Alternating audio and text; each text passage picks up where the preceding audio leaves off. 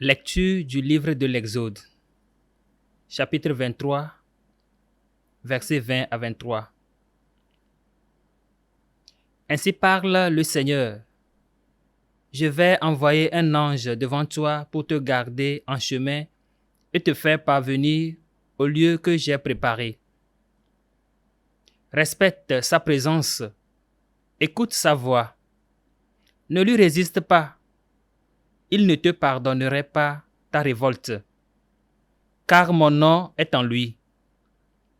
Mais si tu écoutes parfaitement sa voix, si tu fais tout ce que je dirai, je serai l'ennemi de tes ennemis et l'adversaire de tes adversaires.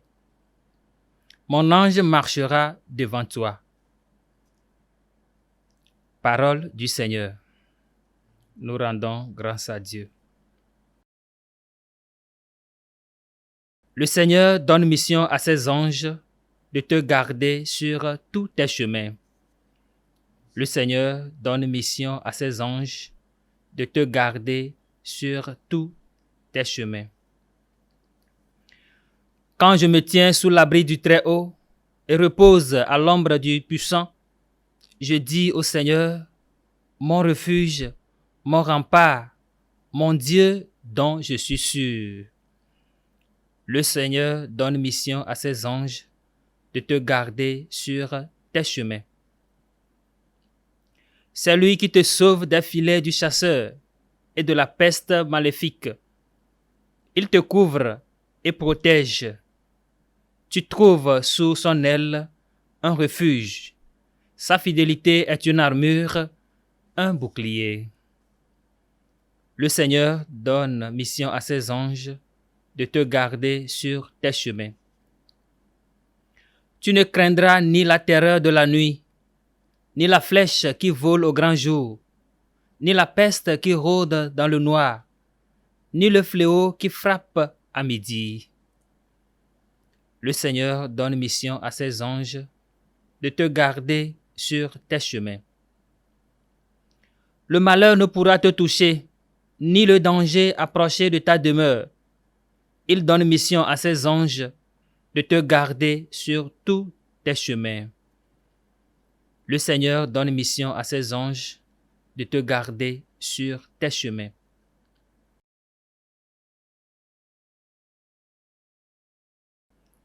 Acclamation de l'Évangile.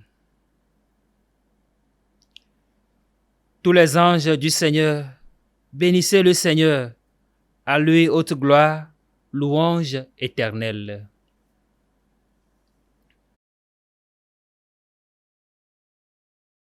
Évangile de Matthieu chapitre 18, versets 1 à 5 et 10.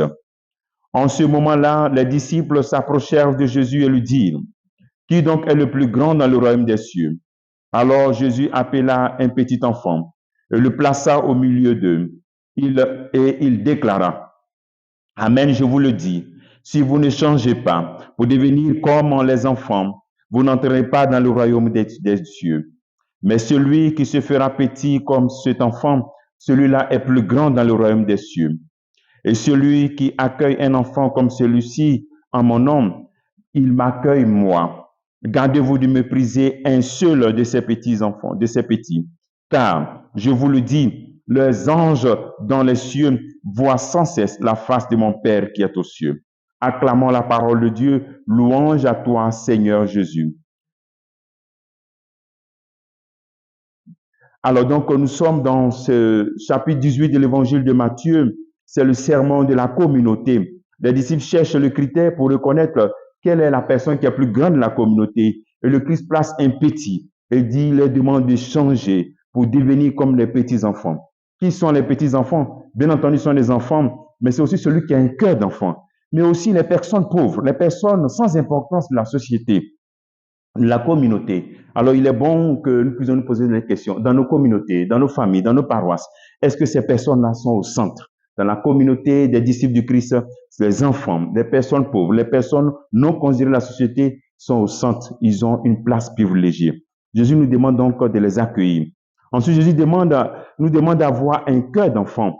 Un cœur d'enfant. Et le cœur d'enfant, c'est celui qui a un esprit de service, celui qui se donne, qui a le don de soi, qui aime pardonner, qui aime la réconciliation, qui donne gratuitement, qui ne cherche pas son intérêt personnel, mais ni son autopromotion, il donne gratuitement. Donc voici le deuxième appel que le Seigneur nous fait, que nous puissions avoir ce cœur d'enfant dans nos communautés, dans nos familles. Changer pour devenir comme des enfants, c'est faire comme Dieu. Jésus-Christ lui-même, dans Philippiens 2, versets 7 à 8, on dit il s'est anéanti, la kénose, il s'est dépouillé, prenant la condition de serviteur et devenant semblable aux hommes, reconnu homme à son aspect, il s'est abaissé, devenant obéissant jusqu'à la mort et la mort de la croix. Alors donc, c'est ce dépouillement du Christ.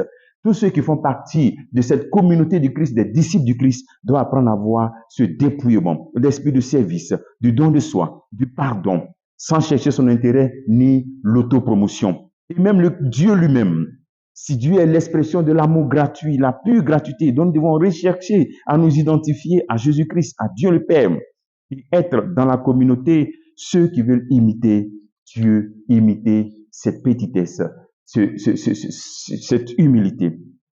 Et en ce jour, nous célébrons les anges gardiens. Il nous est rappelé aussi que les anges de ces enfants-là voient sans cesse la face de Dieu le Père. Donc, le Seigneur nous invite à ne pas les mépriser, pardon.